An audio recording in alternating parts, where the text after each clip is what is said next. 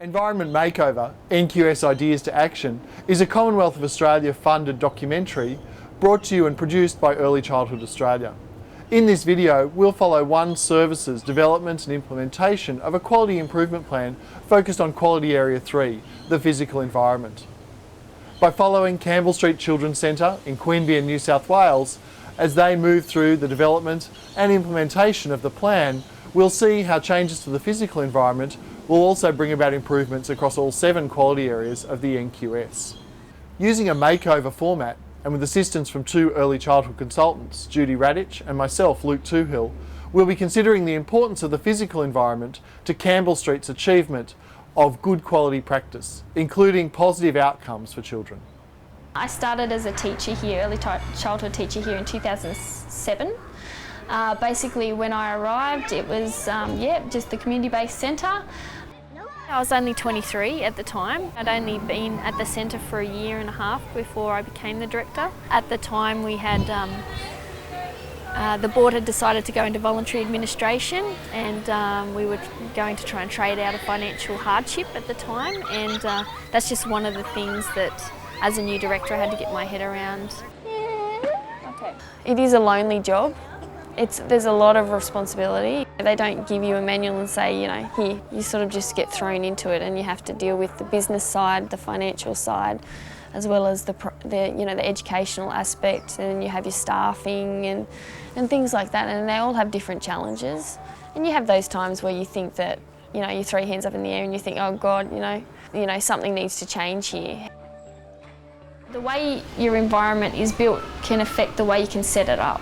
And that's the problem that we face. We have very small rooms in some of our age groups, and it minimises what we can do with the space. That's where we just got to this point this year, and we said, no, that's it. This year our focus is the outdoor area and also parts of the indoor area. It's not promoting any imagination or interest. The actual building is quite dated. It's not purpose-built as well, which is really difficult in a lot of ways in terms of supervision or even just outdoor play area. We all share the same area, which makes it very hard. Our yard is quite bare. We've worked as hard as we can just to sort of make it more appealing. You sit down and you think, okay, this could be better, that could be better, we could do this way. But how do you go about it? How do you get funding? How do you go about getting some extra help? We're really enthusiastic. We really want things to happen for us now. We've traded out of financial difficulty, and now it's just looking above and beyond.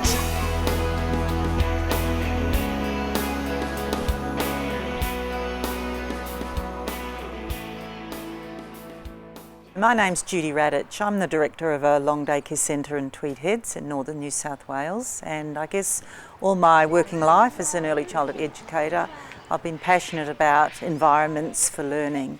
I'm Tanya. Hi Tanya, I'm Judy. Hi Judy, lovely to meet you. I'm Luke. You too. Welcome to our centre. My name's Touhill. I'm an early childhood teacher. I've worked as a teacher and director and a range of other things in early childhood for over 20 years now. I have a PhD from Macquarie Uni looking at children's services environments, so I have a real interest in the physical environment of services. The children in this room are 3.5 to 6. Right now all services across Australia are undergoing major change with the National Quality Framework and the focus right now on the National Quality Standards. So this is our outdoor area. This is our main play area for the children. Luke and I have been brought into this project not only to help Campbell Street, but also we can hopefully inspire other services in seeing that with some good planning and resourcefulness, they can change their environment in a cost-effective and imaginative way. We hope this will inspire them to address some of the challenges that are unique to their service. But I guess I don't want our role just to be to come in and provide a quick fix. In a sense, if we come in and fix it and just leave it and walk away, I don't think that has any longevity in it. One of the delightful things is that the centre's already said there are things about our physical environment that are difficult, things about our physical environment that aren't working as well as we'd like them to do. It's not dissimilar to a lot of other services. I think it's a really good example of how things happen over time without necessarily a big plan guiding them. Perhaps over a 10-year plan or a 5-year plan, then we can work away at it, and we've got a plan. Where I don't think we've ever had that before. Tanya and I had met through different conferences, and she'd often said to me, oh well, you know, come and visit if you ever want to have a change. And I mean, like when I first came here and I looked at the environment, I went, oh my goodness. But then I didn't have the tools really a lot to change it, and then you just get sunk into the everyday work of the centre and you kind of forget 6 months on that what you originally thought when you first came in, that things needed to be changed.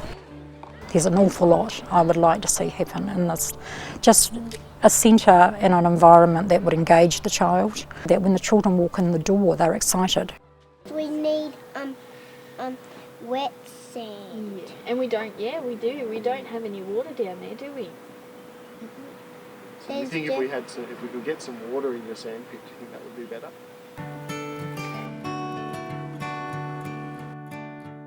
Look, today with the workshop was fantastic.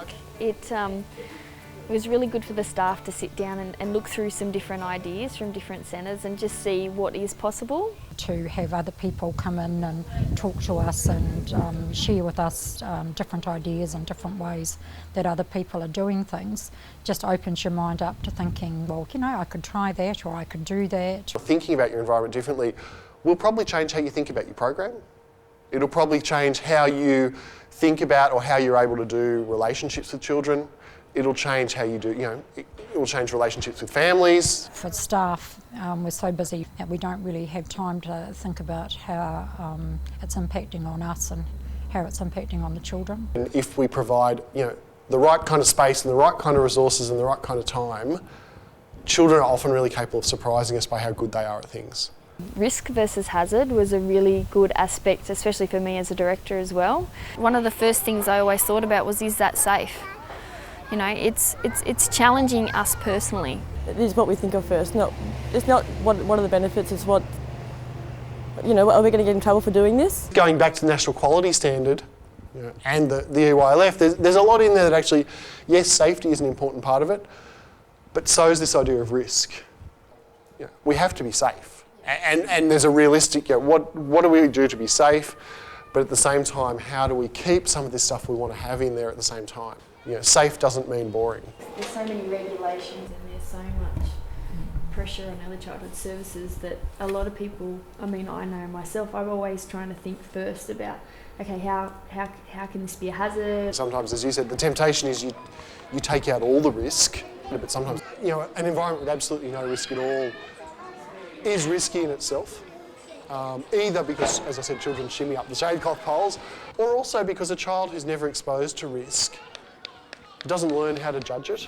A long time before I started here, I know that the yard was actually quite well established. We had a cubby house and the grass had, raised mounds and things like that. And over time, different management have, maybe made the wrong decision and just taken them out instead of trying to solve the problem. We've been left with practically nothing. In a way, that's why we really want to leave you guys with a plan.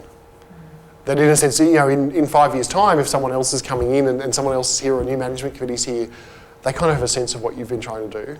And it's really important when we're thinking about designing a place that there are places where children can be alone, because I'm sure you're all like me that occasionally I just want to be by myself. What we would like to see is a playground area that is suitable for all the age groups, and maybe with some, ways of dividing and breaking up the space so that babies have a space where they can be. The babies can't come outside, it's too hectic, too busy, and then there's not much the time of the day that we can come out where there's no other children. But it's not for very long, and it's usually to help with breaks and stuff. The equipment's not safe, it's not child appropriate, age appropriate for them. I do think we should be more involved. Rooms shouldn't be so segregated. The babies do go to the door. It's they want to see what's happening out there. So it's we're not encouraging them to interact with the other children. Now you're much more able to say, okay, if we have a group of babies here, we can staff that group of babies at the 1 to 4 level. But we can also say, okay, for the preschoolers in this area, we can staff at the preschool ratio. I've been thinking about, how we can make things better for children, but today also I've been thinking about how the environment also affects us as teachers. Because every day you come in here, you're stressed out, Like someone said, your policeman. If everything in your environment is only going to grab someone for 5 minutes, then you've got a problem, because in a sense, if you're inside for an hour, they're flitting from 10 different things to find enough to engage them. Whereas if you've got things that really draw them in and really get them involved, they're almost so into it that you could call their name and they wouldn't hear you because they're so involved with what they're doing. In the end, your environment's not going to be what makes or breaks whether it's a good centre. You can have a fantastic environment, but if the actual, the adults in the environment and the relationship to that environment are really cold and impersonal, that great environment's going to be wasted. Hopefully, at the end of this process, if you're seeing that kind of look on a child's face, I suspect that's kind of what you meant, Zoe, when you said, a child who really comes in bursting to be here and really responding to the environment and what's available. Coming out of it, people were really surprised. The staff did really well. They spoke, really well. So the plan is to have a meeting with the whole staff and think about our environment, think about how it's set up, think about what learning we actually want to have happen before we think about what resources we want in that. So how do we do that now? What might we need? And thinking about what the true goal for the staff are. Ultimately, the physical environment either works for you or against you. Here at Campbell Street, no one's trying to do the wrong thing. All the educators genuinely have the best interests of the children and families at heart. But the physical environment just makes everything harder than it should be. For Tanya and her team, there's a long way to go. But the way that they've really thrown themselves into this process, it's not easy to put yourself up on film for everyone to look at, especially when you know you're not perfect. The fact that they've been willing to go into it, warts and all, and really make a go of it because they want to do a better job for the children and families they work with, now that's impressive.